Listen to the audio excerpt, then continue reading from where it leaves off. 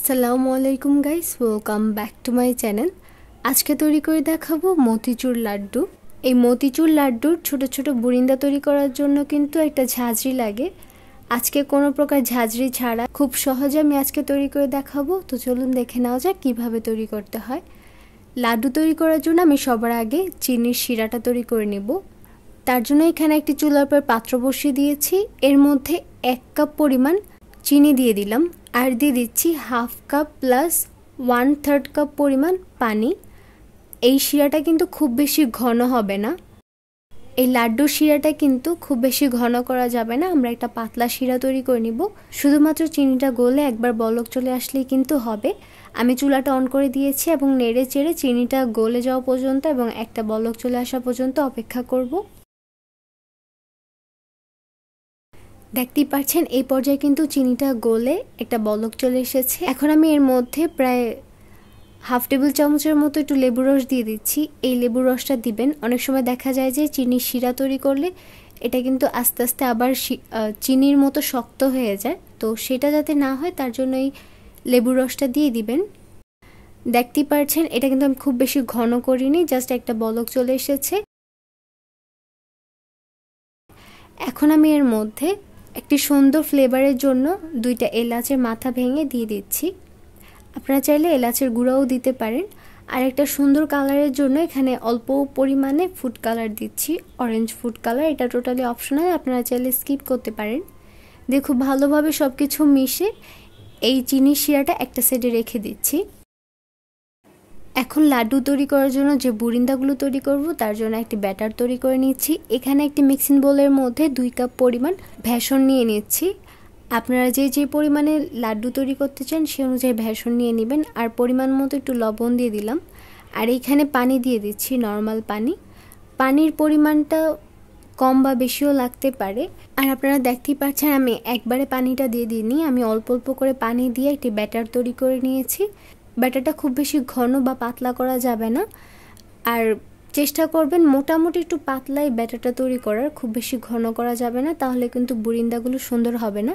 কিন্তু আমার এখানে 2 কাপ বেসনের জন্য আমি প্রায় 2 কাপের মতোই পানি নিয়েছি। আর এই বেসনের মিশ্রণটা আপনারা কিছুক্ষণ রেখে দিলে দেখবেন যে এটা অনেকটা ঘন হয়ে গেছে। তাই আমি ঠিক যতটুকু পরিমাণ বেসন নিয়েছি সেই অনুযায়ী পানি দিয়েছি, তাহলে এটা পরবর্তীতে এর কনসিস্টেন্সিটা একদম পারফেক্ট থাকবে। আমি বেসনের মিশ্রণটা খুব ভালোভাবে মিশিয়ে নিয়েছি। খুব ভালোভাবে মিশিয়ে নিতে হবে যাতে কোনো প্রকার লাম্পস না থাকে। যদি দেখেন যে কোনো প্রকার দানা দানা ভাব থাকে তাহলে একটি ছাঁকনির সাহায্যে এই ব্যাটারটাকে একটু ছেঁকে নেবেন। একদম স্মুথ একটা ব্যাটার তৈরি করে নিতে হবে।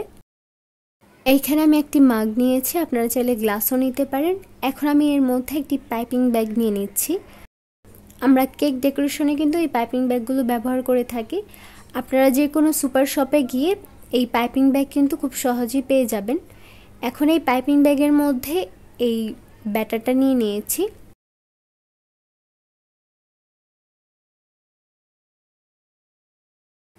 এখন আমি পাইপিং ব্যাগটাকে খুব ভালোভাবে ধরে এর মুখটা একটু আটকে নিব যাতে এই ব্যাটারটা পড়ে না যায়। এখন এই মাথাটার অংশ থেকে একটুখানি আমি একটু কেটে নিব। যেহেতু আজকে আমি ছোট ছোট করে বুরিন্দা তৈরি করব লাড্ডুর জন্য, তাই একদম অল্প, একদম সামান্য পরিমাণে কাটবো যাতে বুরিন্দার সাইজগুলো একদম ছোট ছোট হয়। এর মাথার সাইজটা যত ছোট করে কেটে নেবেন বুরিন্দার কিন্তু ঠিক ততটা ছোটই কিন্তু সাইজ হবে। এখানে চুলার পর একটি প্যানের মধ্যে আমি তেল গরম হওয়ার জন্য বসিয়ে দিয়েছিলাম। এই পর্যায়ে কিন্তু তেলটা গরম হয়ে গেছে, আর এই তেলটা কিন্তু খুব ভালোভাবে গরম করে নিতে হবে। পাইপিং ব্যাগের মধ্যে জোরে চাপ দিয়ে এরকমভাবে বুরিন্দাগুলো ছড়িয়ে ছড়িয়ে দিচ্ছি। এরকম ছিটকে যখন পড়বে তখন কিন্তু একটা সুন্দর বুরিন্দার শেপে কিন্তু ছোট ছোট এই তেলের মধ্যে এসে পড়বে। একটু দূর থেকে পাইপিং ব্যাগে একটু জোরে চাপ দিলেই কিন্তু এরকম ছিটকে তেলের মধ্যে কিন্তু এই ব্যাটারটা পড়বে। আর তেলটা খুব বেশি গরম করে নেবেন এর জন্য, যাতে তেলে পড়ার সাথে সাথেই কিন্তু এগুলো আস্তে আস্তে ফুলে উঠে যায় উপরের দিকে। আর এরকমভাবে ছড়িয়ে দিবেন, তাহলে একটার সাথে একটা লেগে যাবে না। এরকমভাবে প্যানের যখন উপরে অংশটা খালি না থাকবে তখন কিন্তু আর দিবেন না কোনো প্রকার ব্যাটার, তাহলে কিন্তু একটার সাথে একটা লেগে যাবে। এখন আমি চুলা আঁচটা কমিয়ে দিব, চুলা আঁচটা মিডিয়ামে করে দিচ্ছি। মিডিয়ামে করে আমি অনবরত নেড়ে চেড়ে এই বুরিন্দাগুলো গোল্ডেন ব্রাউন কালার করে ভেজে নিচ্ছি। এই পর্যায়ে বুরিন্দাগুলো কিন্তু ভাজা হয়ে গেছে, একটি সুন্দর কালার চলে এসেছে। এখন আমি একটি ছাঁকনির সাহায্যে এইভাবে তেল থেকে ছেঁকে তুলে নিচ্ছি। এগুলো কিন্তু একটি চামচ দিয়ে তোলা যাবে না, যেহেতু এই বুরিন্দাগুলো অনেক ছোট ছোট, তার জন্য এরকম একটি ছাঁকনির সাহায্যে যতটুকু সম্ভব তেলটা ছেঁকে একটি টিস্যুর মধ্যে নিয়ে নেবেন, তাহলে এক্সট্রা যে তেলটা আছে সেটা সরে যাবে। আমার 2 কাপ পরিমাণ ভেষনের ব্যাটারে এই পরিমাণে বুরিন্দা হয়েছে। আমি সবগুলো বুরিন্দা গোল্ডেন ব্রাউন কালার করে এরকমভাবে ভেজে নিয়েছি। এখন আমি বুরিন্দাগুলো শিরায় দিব, তার জন্য চুলার উপর আমি শিরাটা বসিয়ে দিয়েছি, যে আগে থেকে চিনির শিরাটা তৈরি করে রেখেছিলাম। এই পর্যায়ে শিরাটা হালকা একটু গরম হয়ে গেছে। এখন আমি এর মধ্যে সবগুলো বুরিন্দা দিয়ে দিচ্ছি। বুরিন্দাগুলো দিয়ে চুলা আঁচটা মিডিয়ামে করে একটু নেড়ে চেড়ে শিরার সাথে বুরিন্দাগুলো মিশিয়ে নিচ্ছি। চিনির শিরার সাথে খুব ভালোভাবে নেড়ে চেড়ে এই বুরিন্দাগুলো মিশিয়ে নিতে হবে। এখন আমি চুলার আঁচটা একদম লোতে করে দিব। লোতে করে এটা ঢাকনা দিয়ে ঢেকে রেখে দিব, যাতে এই বুরিন্দাগুলো এই চিনির শিরাটা একদম সোক করে নেয়।